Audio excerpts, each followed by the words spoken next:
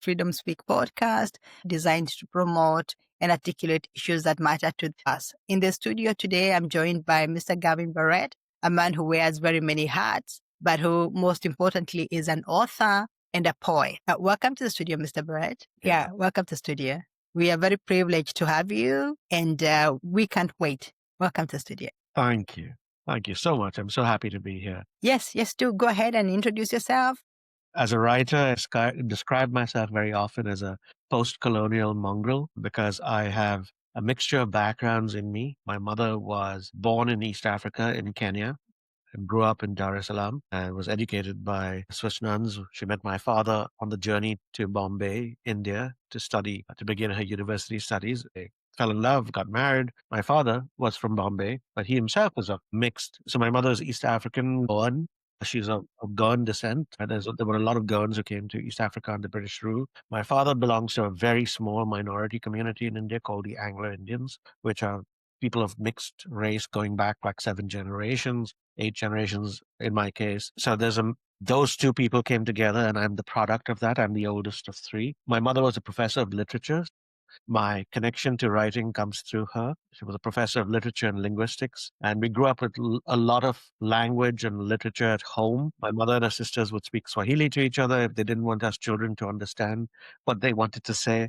We would learn a little bit because we had to try to break the code. I don't remember much now, but my father, so my mother came from this academic background, but my father was a sailor. So he came from a storytelling background. Like many sailors have rich stories to tell.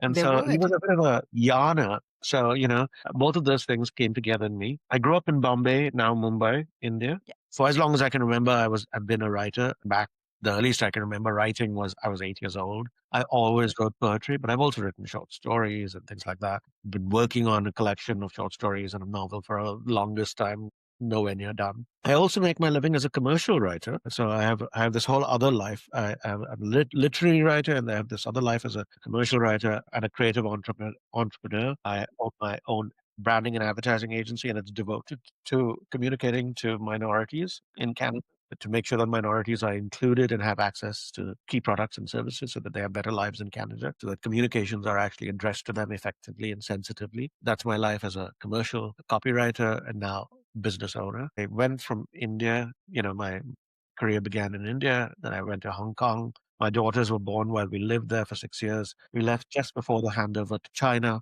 and moved to Toronto. And I've been in Toronto since 1996. Good to know. Good to know. And I'm so glad to know that we have something in common because I'm Kenyan and I speak Swahili as my second language, second to my mother tongue. English is my third language. Wow. So I'm sure if I say habari yako, you can respond. Yes, you know what to say. We should have started by saying Jambo, I guess, at the start. Yes, Jambo sana. I'm so glad you're here because we have more in common than actually what we might be discussing today. You're from Eastern Africa. I am Kenyan, and we are meeting in Toronto. So I was so happy when I met you at the festival, and I said, "Wow, here is a guy who seems like we have something in common. So let's talk about your writing work." So yeah, let's go right into it. When I happened by your booth, there were several books there, but one book stuck with me. Is that your latest book? Could you tell us about that? So I was at the Immigrant Writers Association booth that you stopped by, Wanja, and thank you for stopping by. It's a very important organization. I was there with 2 books. One was my first collection of poetry, which is called Understan, which was published by Mawenzi House, which there's another East African name. Mawenzi is the second peak of Kilimanjaro. So Mawenzi House is run by Nurjahan Aziz and MG Vasanji, who's good to know. Only 2 Canadians who's won a Giller Prize twice. Yeah. And Nurjahan is an Order of Canada publisher. She was awarded Canada 2 years ago for her work in independent publishing. So they published my first collection of poems, Understan. And after that, I think the book that you caught your attention was a book called Reborn with Memories. Exactly. Which is an anthology. Now, the Immigrant Writers Association brings out an anthology every year. And writers contribute. That one year, this was 2 years ago, I think, I happened to make a good contribution. So there's 3 poems, I believe, of mine in that particular anthology. And I have a new anthology about to come out that I've Hmm. contributed to called, it's an anthology of Goan writing, writers from the Goan diaspora globally, as well as from Goa and in India right now. Right. Yeah, so that's not that. I think that's due out in December, and I think I will be in India when it gets launched because it's being published in India. That is lovely. It's really good to know. Your knowledge is quite deep, and I think that you're going to be very helpful to our audiences, people who listen to our podcast. Yeah, would you go right in and read an excerpt of that the poem that caught my eye? Sure, Yeah. I think when we met, the poem that you were interested in, that you actually picked up the book and you caught your eye and you read it. Then you asked me if I could read it back to you. Yes, yes, yes, yes. Quote a couple of lines from the poem you said, and then when I started, you said, "Keep going, keep going." Yes, because it was like it was about identity, I think, about a name. And that is a topic that is very close to my heart because my own history with my name and how I want to be known, how I call myself, has been impacted greatly by the history that we share. That is a British colonial legacy that changed Absolutely. how we feel about ourselves, who we are, who we call ourselves. So I thought, wow, this is exactly what I would like to discuss, to know more about. So go ahead and read for us that Absolutely. one. Absolutely. I should say, that my name, which is Gavin Yes. Barrett, doesn't sound anything like I look. Because if you look, That's the if you look thing. at me, you see Yeah. a completely brown Indian bloke, But you are expecting a white man Yeah, by the sound of it. Yeah. yes, if you see that name on a page, you think, Yeah. oh, okay, this is going to be some kind of white dude, right? And then you see me, this shaggy brown guy. So it's a bit of Yeah. a Yeah. surprise. Sometimes you feel like you're walking incognito or like Yeah, you're a pretender to be somebody yeah, that you're yeah, not yeah, just yeah. by a name. Interestingly, Yeah. the poem is called Name Day, and it actually addresses exactly that, Wanja. It Hmm. addresses, how do we come by these names that both are our names and yet feel alien in some way, Yeah. and yet are, like in my case, it's very much my name. I don't have any other names but these. But how do I come by these names as as an Indian born in India and now an immigrant, brown Yeah. immigrant in Canada? What the heck am I doing with a name like this? And Very so interesting. Yeah. investigation. It was an investigation of that. I wrote the poem, which is called Name Day. I Yeah. wrote the poem for World Poetry Day, which Okay. in that year, or is it every Hmm. year, coincides with the International Day for the Elimination of Racial Discrimination. So, I wanted to write something that belonged to that moment. And that's where this came from. And it came, of course, from my own personal experience, my lived experience of owning this name that I have and having the heritage that I have. So I'll Right. read it. Yeah. Go ahead. Name day. I will not use the name you gave me because you could not say mine.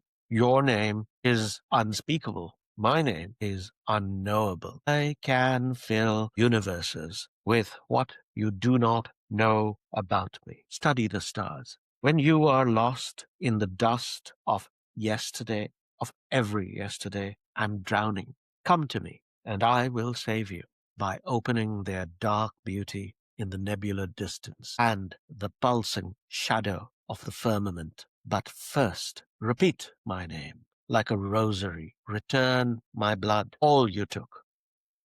I will give back your cross and scapula, your 7 sacred flames, and your crescent sword untouched. That is so deep. What does it make you feel reading that? I think we attach so much of identity to our names. And when I wrote this, I think I might have been in a different place even than I am now. So when I read it today, I feel I am not just my name. When I was writing it, I had some of this in my mind, but I think clarified itself since then even more. I'm not just my name, but I'm also not just my history. Yeah. I'm very much a combination of the language and languages that are part of me, the histories that are part of me, the present that I am making and shaping, and the futures that I still have no idea about, that will become a part of me. So I think all of that, if I embrace all of that, that becomes my identity Hmm. as opposed to having identity imposed, which limits me. That is very, very well said. The debate about identity is a very, very big one and a very amorphous one. But there is what we say if you want to know something, you must name it. call it by its name. And the same goes with people. My history with my own name, I carry the name Elizabeth, a name that my mother gave me, maybe in honor of Queen Elizabeth, but I don't identify by that name. But when you look at my documentation, my official documents, you find the name appears there, but I identify more as Wanja because Wanja is a name that is chosen is my family name. That name, I feel like it carries a lot of weight when it comes to how I go through life. And so in my interaction with a lot of people, I find, especially those of us who carry the colonial legacy, we feel like we are two different people depending on where you are. And there's something you said about that got me thinking. You said about living in between identities, places. Could you please elaborate on that a little bit?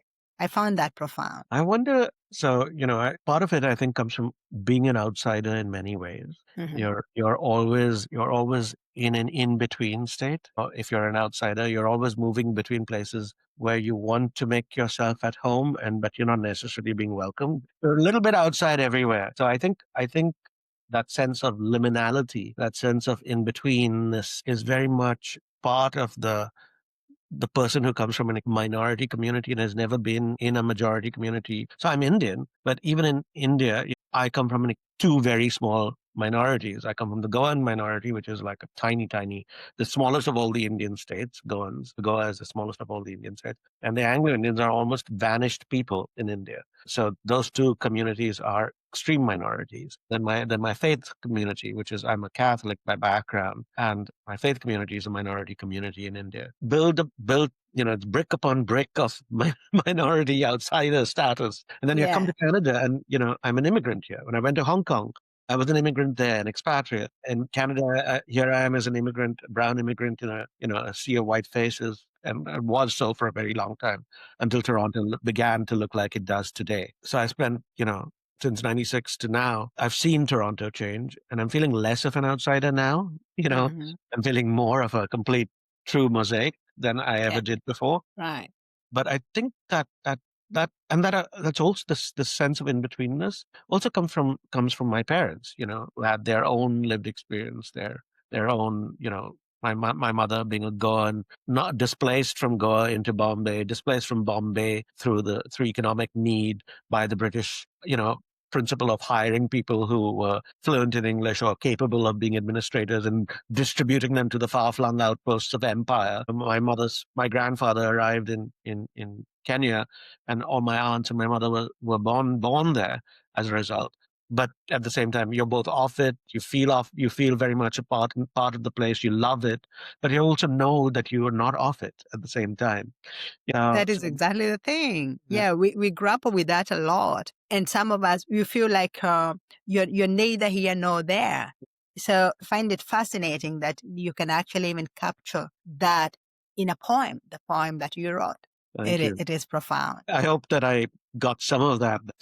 I think that is the job of poetry as well, Wanja, to be able to condense very elaborate and complicated thoughts.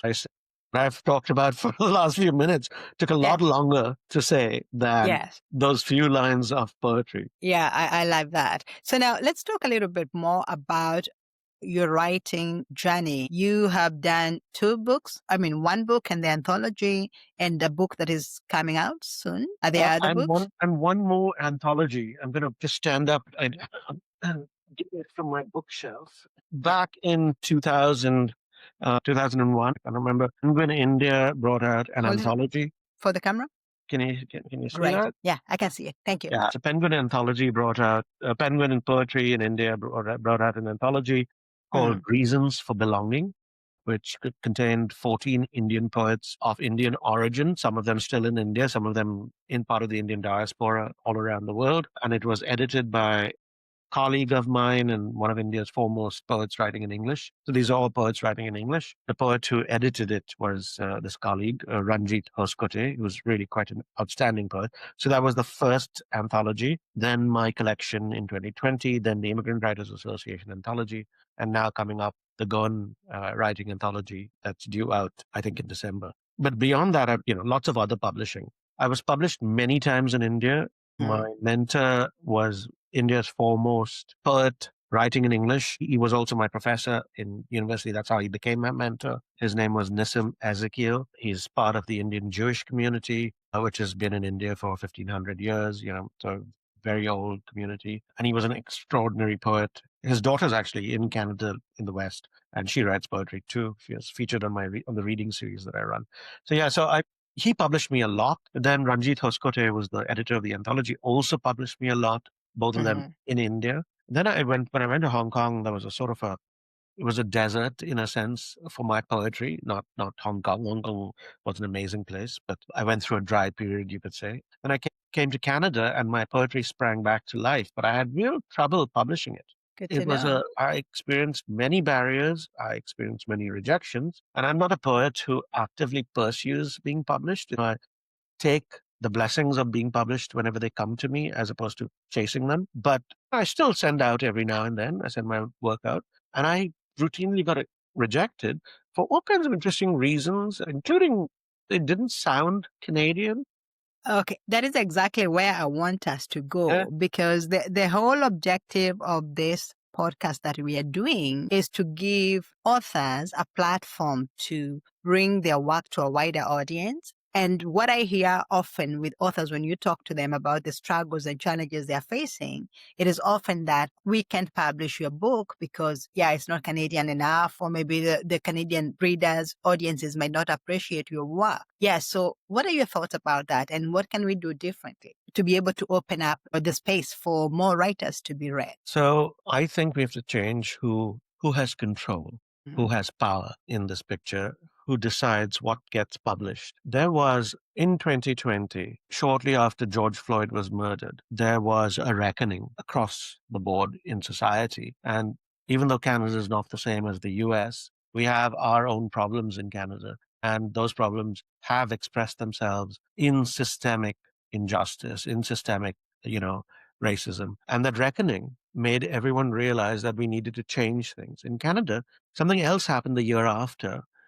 The remains of the dead children at the residential school in BC were found, and that was another shock to the system. Indigenous peoples knew all about this, but the rest of Canada had not enough awareness. And again, that was a reinforcing of the fact that there is tremendous systemic rebalancing, Right, dismantling that needs to right. happen, and rebalancing that needs to happen. And part of that process has begun. So I'm beginning to see that, editors and, people with power and authority are beginning to change from the old faces and the old guard to people who look more like you and me, Wanja. Not enough. Yeah, Not enough in a way that reflects Canada. right, When I say right. not enough, Yes, Canada is 31%, 33% if you count Indigenous people, 33% BIPOC. And the industry has not made that change. We don't look like Canada at large, and certainly the main publishing hubs or the main centers of literary power, let's say, which exist, for example, in a city like Toronto. Toronto right. is 52% visible minority, Yeah, yeah, by yeah. 52% BIPOC, more than 52% BIPOC. The change is not yet arrived. It's changing, but Right, right, not right. changed. Change So is coming. yeah, change is coming. We are making it. I also say that we can't sit around and be victims, Yes, yes, yeah.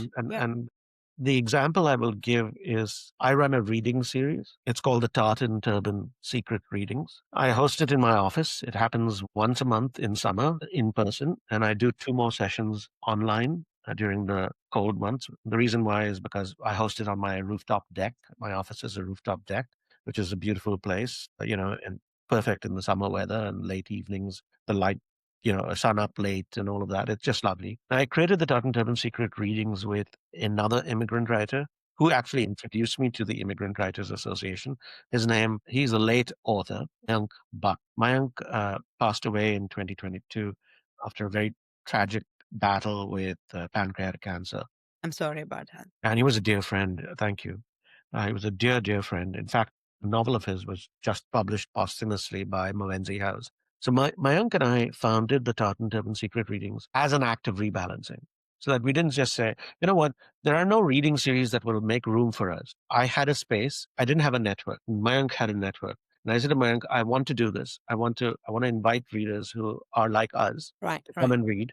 I won't close the door to anyone else. Let's invite everyone, anyone who Right. is sympathetic to the cause. So it doesn't Yes. matter if they're white, that's fine. If they're sympathetic to Canadian multiculturalism and and are open to privileging and centering BIPOC writing, they're welcome too. If they have talent, they're welcome.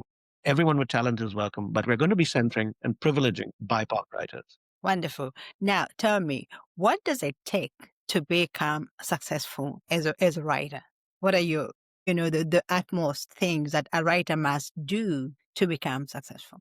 I think we focus over much on getting a book out in the world, getting it out into the world, as opposed to getting it properly out of us. I think the Exactly. success of being a writer really is about focusing on your work as a writer. For example, to be a poet is very much to be open to all the messages that the universe sends you, to be in a state of reception. But then you have to begin really hard work after that. If you are to meet your commitment to your vocation as a poet, you have to then begin to wrestle with the words and shape them so that they truly become poetry. Poetry, after all, isn't magic that appears on the page. There is magic in it, but there is also tremendous hard work, and both have to come together. So think the key to success is ignoring the world, actually. So people ask me, who do you write for? I write for myself and I rewrite for my audience. Very well, very well put. Yeah, there's something interesting and magical about poetry.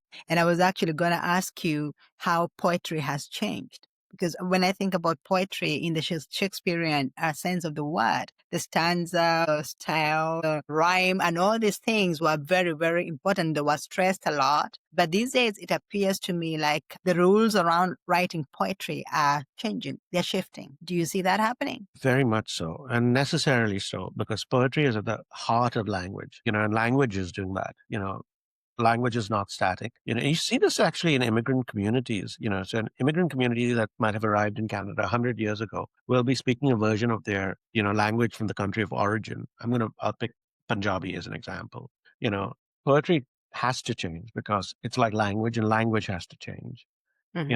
Language changes all the time. We'll find exceptions to that. I was giving the example of, for example, the Punjabi community that came to Canada 100 years ago speaks a kind of Punjabi that's frozen in that time versus the Punjabi in India, which has evolved. And the same thing with Quebecois French, which is French from a long time ago, and French in France has evolved rapidly.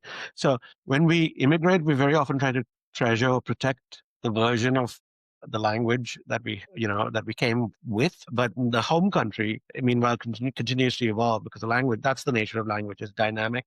Poetry is as dynamic as languages. It has to be because it uses language as its heart. I think when you think about Bob Dylan winning the Nobel Prize for Literature, Yeah. a few years ago, it's a perfect example of what poetry is. He won it for literature because he's a poet, and once upon a time that kind of writing would never have been considered poetry in a formal sense. But the truth is, it is. It's beautiful poetry. It's meaningful poetry. Leonard Cohen in Canada is a great poet.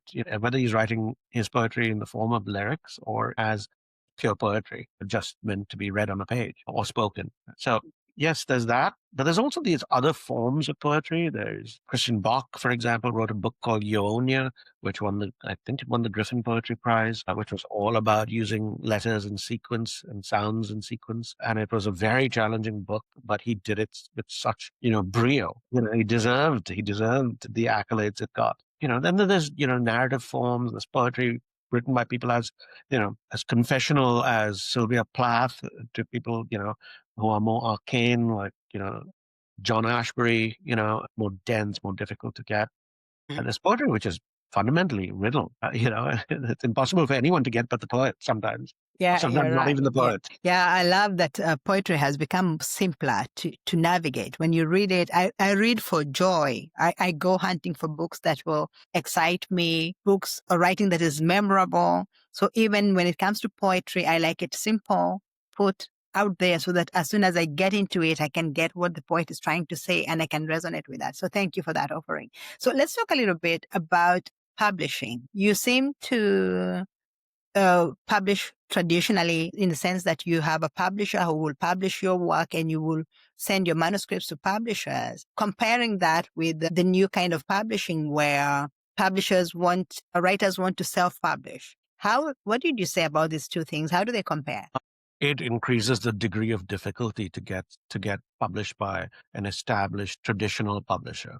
The degree of difficulty increases tremendously because of multiple reasons. One reason is, especially if you're a person of color, systemic and the systemic barriers that exist to us getting published by traditional presses. But that's not the only reason. Everyone experiences a greater degree of difficulty to get published by traditional presses. And the reason for that is traditional presses are selective.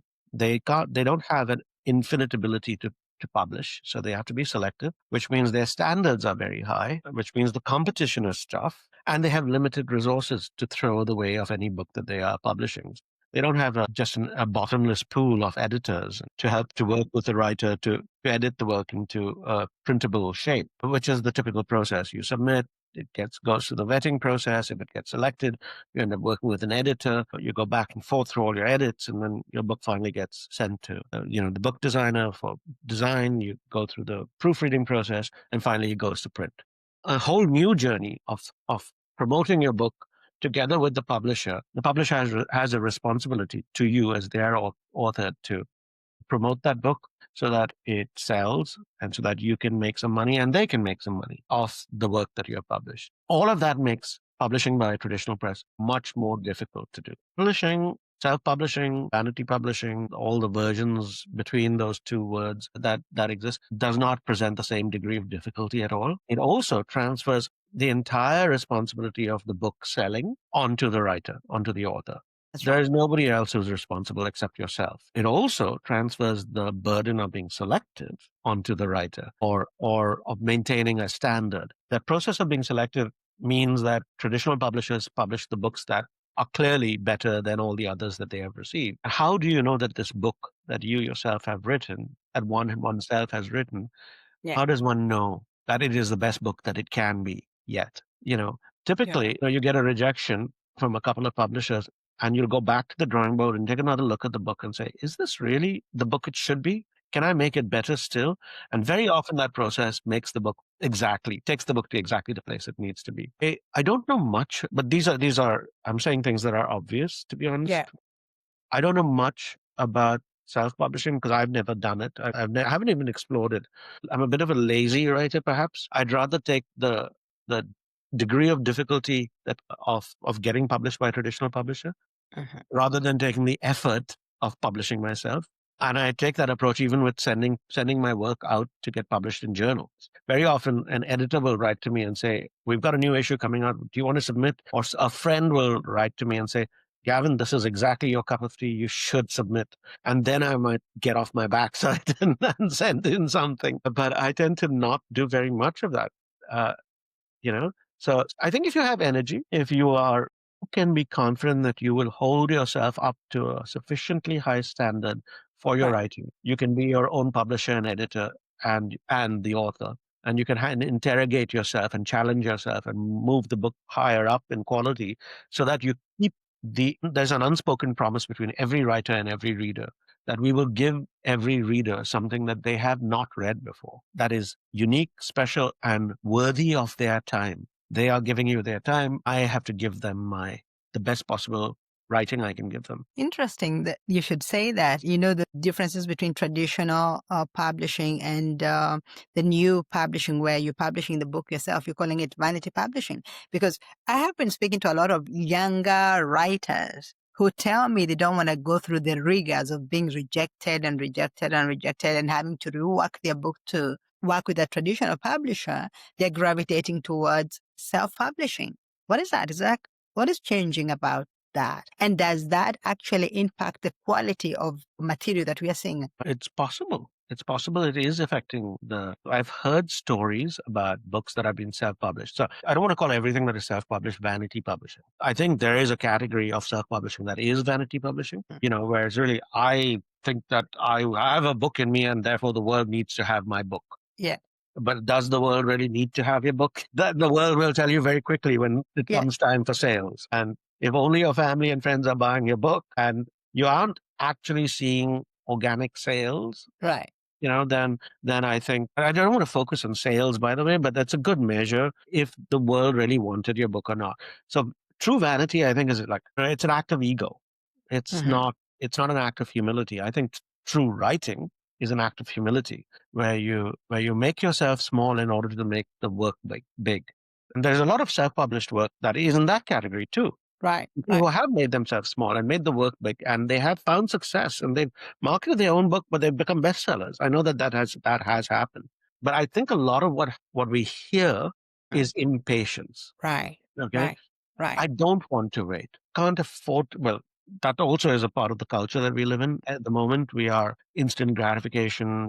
We live in an instant gratification culture with an attention deficit. We have not learned patience. We've lost the art of patience. Hmm. The truth is also as we grow older, God knows that we are running out of time. I at my age, and I certainly, my first book was published in 2020, Hmm. and it's 2025 now. I'm 58. I was 53 when my first collection of poetry got published. So I've waited a very long time. I almost, the majority of poems in Understan were Hmm. almost published when I was 21, but the publisher went bust, and they published 4 books in a series of, I think there were 11 poets. 4 of them were published, and the publisher closed down that whole thing. And it took me a while to recover from that blow, but I didn't Yeah. stop writing. I kept writing. And that collection of poems became Understand. And, when I came to Canada, when I was getting rejections, I still kept sending, not frequently, not as many other poets do, but I still kept sending my work out. And believe it or not, the first person who published me in a journal Mm. was M.G. Vasanji. He Good to published know. me in a journal it was originally called Toronto South Asian Review, and then it got called the Toronto Review of Contemporary Literature, and that was when I got published. And he published a really long poem, multiple pages, and I was so thrilled. And it was the first time, that had happened to me in, I don't know, since my first book didn't come out. Interesting. Now, I hear you talking about patience, persistence, and discipline. But those are all great values. But when it comes to writing for a living, let's talk about that. One can be able to write well, write from the heart, as you put it, and still be able to earn a living from that. What's your trick for that? So I write poetry. So God knows that there is no living to be made from writing poetry. Dear. Yeah. So not to dishearten any of your listeners, you can, if you're a spoken word poet and you become a bit of a star, Hmm. as a spoken word poet, you might make not a lot, make some money more than the average poet does from performing, from videos, from, appearances, because you're treated as a performer, more like a musician or a singer might be treated.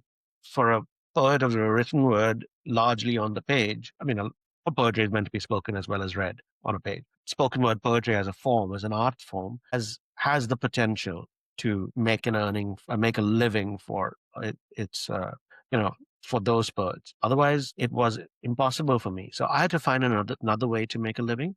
I did not know what that way would be when I was a 21-year-old poet. All I knew is that there were a lot of starving poets, and I did not want to be a starving poet. Yeah. I had met my wife. I knew I wanted to have kids. I needed to make a living. I needed to build a home for the kids that we were going to have. I was also practical. And I found my living in a place that used all my creative skills in the same way and my writing skills in the same way and paid me well for it. And so that's how I ended up in the world of branding and advertising. And I made a commercial living out of that. And that, pays quite respectably. You can actually do quite well if you're good. Again, you have to be good. It's the same demand. You can't think you yourself. One can't think this apart.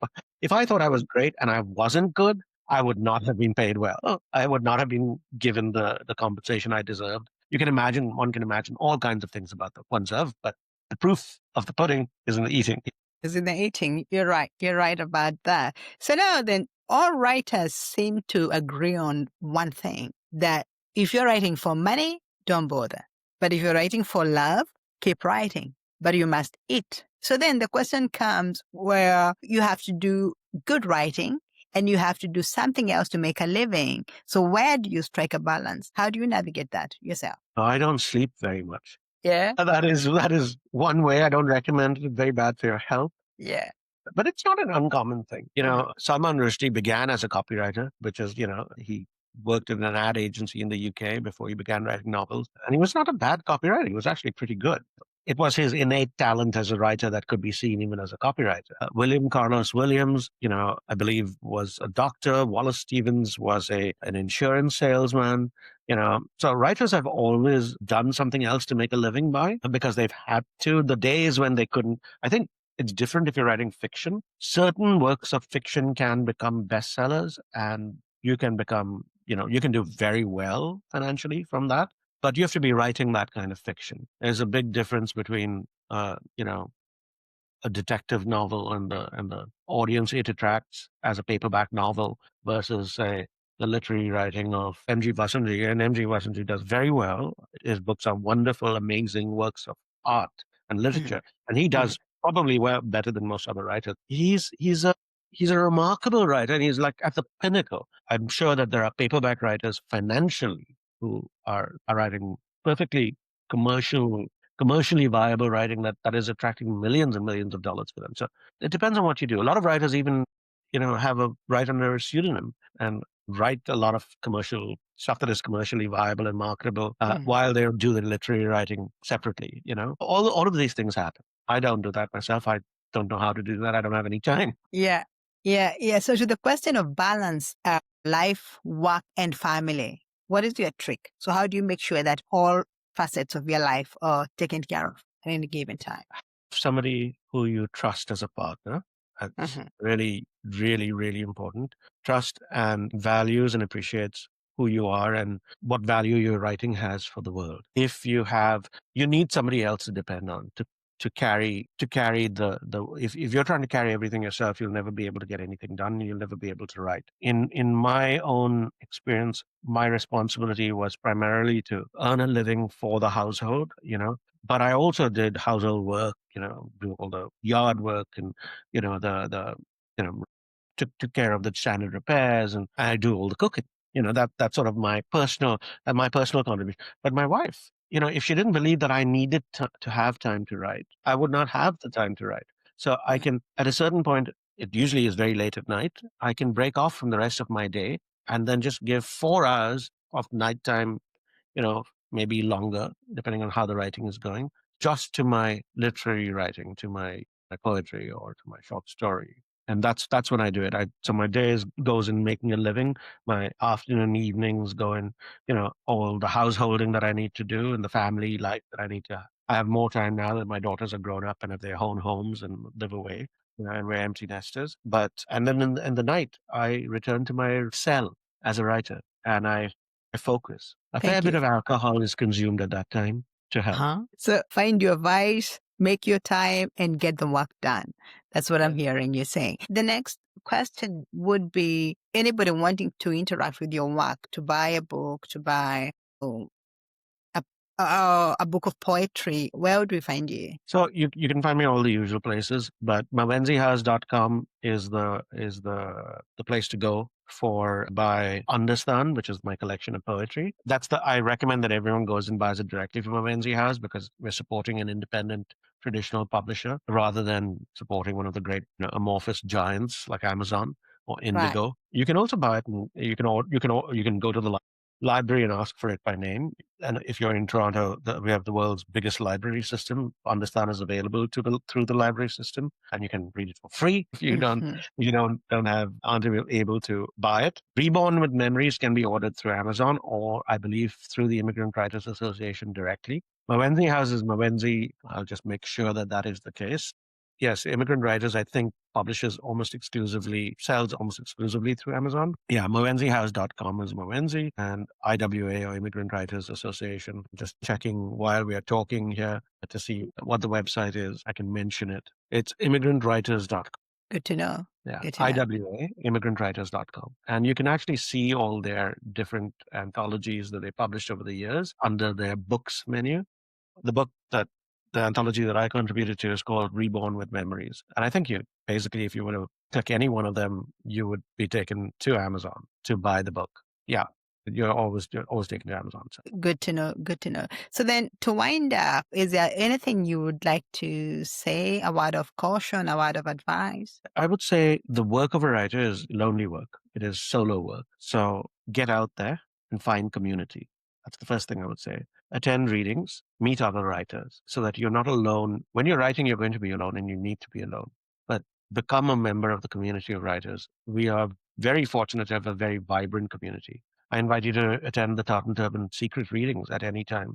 They're free. Nobody has to pay a fee to join. And they're really just celebrating BIPOC writers. So a great place to go. I was going to ask you, when do those happen? Are they planned month to month? Usually, yes, once a month in summer. So we'll do 4 in summer, June, July, August, September. And it's usually either the second last or last Thursday or Friday. So any one of those 4 days each month. We do that. We have a little flexibility for our featured writers based on their availability. So we can pick a date that works for them. And you can follow that at Tartan Turban Secret Readings org. That's a good place to. And Tartan Turbans also has a Facebook group called the Tartan Turban Secret Readings. These are good ways to be part of the community of writers. There are other readings. If you're a poet, Shabi Share is another reading series.